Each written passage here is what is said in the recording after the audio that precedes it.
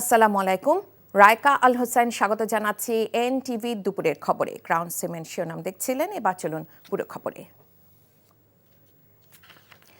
BNP নেতা ইশরাক হোসেনকে ঢাকা দক্ষিণ সিটি কর্পোরেশনের মেয়র হিসেবে দায়িত্ব বুঝিয়ে দেওয়ার দাবিতে আজ পঞ্চম দিনের মতো বিক্ষোভ করছেন তার সমর্থকরা। সকাল থেকে ঢাকা দক্ষিণ সিটি কর্পোরেশনের সামনে অবস্থান নেন তারা। ইশরাককে মেয়রের দায়িত্ব বুঝিয়ে দেওয়ার দাবিতে স্লোগানে মুখরিত পুরো এলাকা।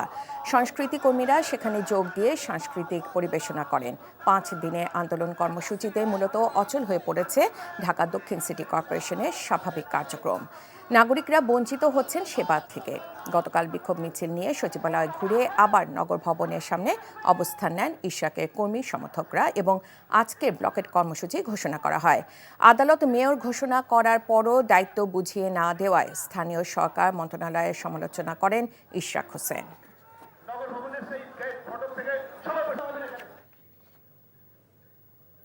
ঢাকা দক্ষিণে নগর ভবন এলাকায় আছেন আমাদের সহকর্মী মেজবাহ হাসান। সরাসরি যাচ্ছি তার কাছে। মেজবাহ, আজও তো বিক্ষোভ চলছে, তো ব্লকেট কর্মসূচি কোন পর্যায়ে?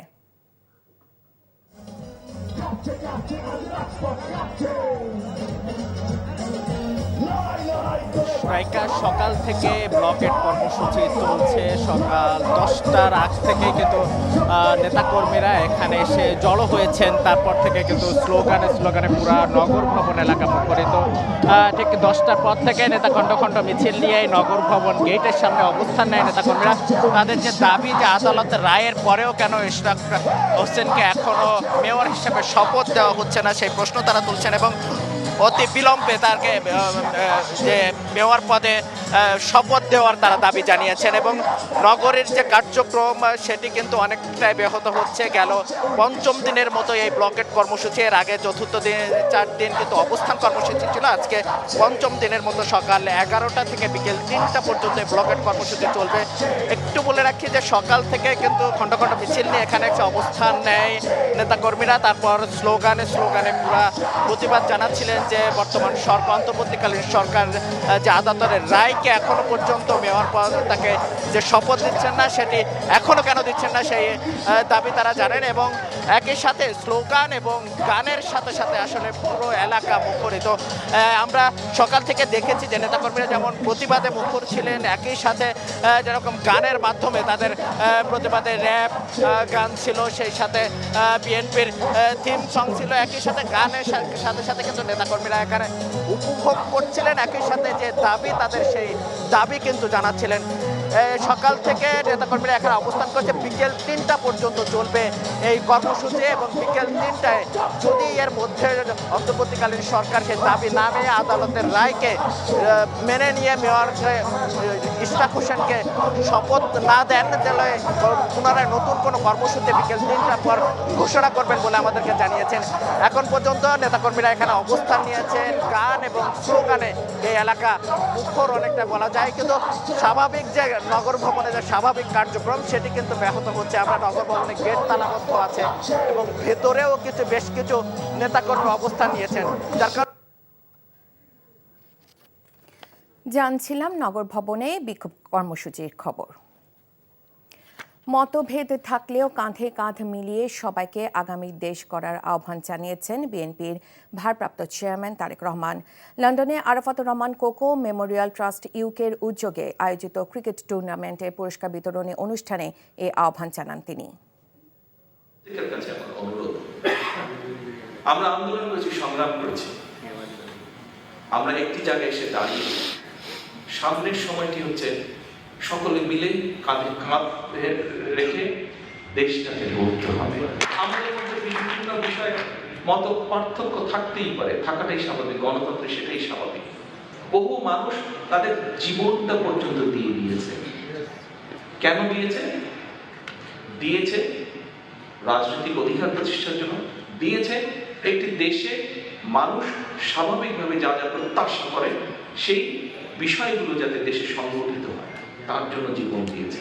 কাজে আসুন এইগুলো যাতে আমরা সকলে মিলে, সকল রাজনৈতিক দল একসাথে মিলে আমরা কাঁধে কাঁধ মিলিয়ে কাজ করতে পারি, দেশটাকে গড়তে পারি, দেশটাকে সুন্দরভাবে সামনে এগিয়ে নিয়ে যেতে পারি। ইনশাআল্লাহ আল্লাহর মধ্যে সুযোগ পেলে ঢাকা শহরে আমাদের 100টা ওয়ার্ড। আমরা কি একটা জিনিস করতে পারি না? আমরা যদি একটা পরিকল্পনা গ্রহণ করি, অন্তত প্রতি 2টো ওয়ার্ডের মাঝখানে 2 বিঘা না 3 থেকে 4 বিঘা একটা জায়গা যদি আমরা বের করে রাখি, একটা সবুজ জায়গা, সেখানে বাচ্চারা খেলবে, মুরব্বীরা, বয়স্করা যারা আছেন যাদের প্রয়োজন তারা সেখানে হাঁটবেন।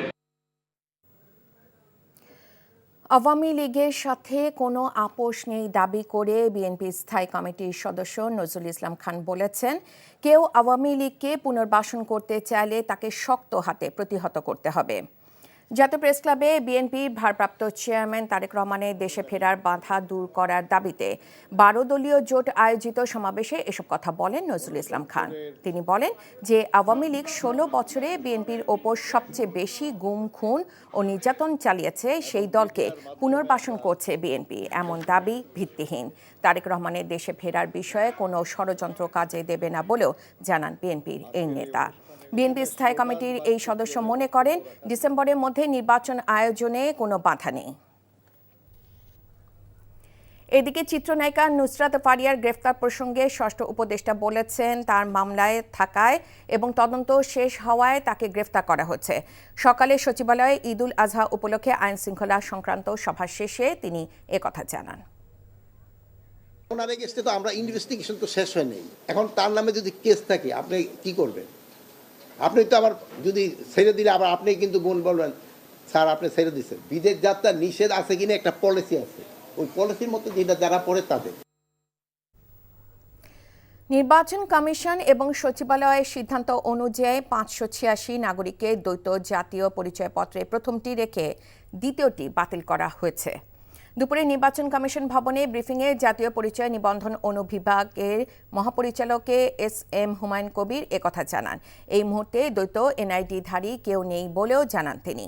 সম্প্রতি এনআইডি তথ্য ফাঁস হওয়া প্রসঙ্গে তিনি জানান, ডাটা সেন্টারে কাজ প্রতিনিয়ত চলমানের কথা জানান তিনি। বলেন, এনআইডি তথ্য ফাঁস ঠেকাতে বুয়েটের টেকনিক্যাল টিম প্রতিনিয়ত কাজ করে যাচ্ছে। নির্বাচন কমিশন থেকে এনআইডি সেবা নেওয়া প্রতিষ্ঠানগুলোর সাথে নিয়মিত যোগাযোগ চলছে।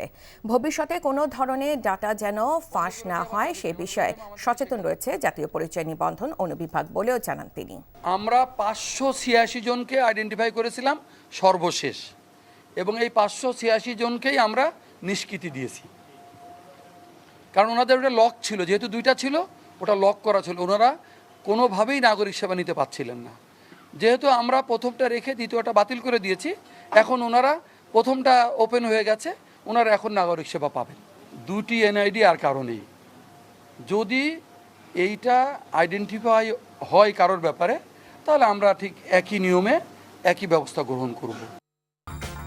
এই ছিল দুপুরের খবরে। এই খবরের ভিডিও সহ আপডেট জানতে ভিজিট করুন এনটিভি অনলাইন www.ntvbd.com। এছাড়াও এনটিভির জনপ্রিয় সব অনুষ্ঠান ও খবরের আপডেট জানতে ভিজিট করুন আমাদের ইউটিউব ও ভেরিফাইড ফেসবুক পেজ। 5টায় দেশে খবর দেখার আমন্ত্রণ রইল। ধন্যবাদ সবাইকে।